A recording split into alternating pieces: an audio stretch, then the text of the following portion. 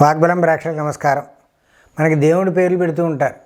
ఎందుకు? రాముడు, కృష్ణుడు, చంద్రుడు, హనుమంతుడు, ఏదో ఒక భగవంతుడి పేరు, వెంకటేశ్వర స్వామి, ఇలా అమ్మవార్ల పేర్లు, అలివేలమంగాని, మగతాయారని, ఇలా రకరకాల పేర్లు పెడుతూ ఉంటారు. ఎందుకు ఈ పేర్లు పెడితే ఉపకారం ఏమిటి అంటే, మూర్ఖులైనటువంటి మానవుడు, నాస్తికుడైనటువంటి వాడు కూడా తెలియకుండానే భగవద్ జపం చేసేటువంటి ఫలితం లభించాలనేటువంటి ప్రయత్నం చేస్తున్నారు. మన మహర్షులు చెప్పినటువంటి గొప్ప ఆలోచన చూడండి.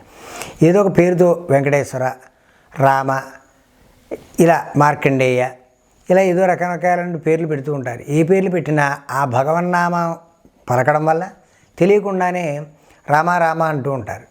ఆ పిల్లల మీద ఉండేటువంటి అజామిరుడి కథలాగా పిల్లల మీద ఉండేటువంటి మమకారం చేత ఆ పేరు పిలుస్తూ ఉంటే ఆ నామం పలకడం వల్ల పుణ్యం వస్తుంది.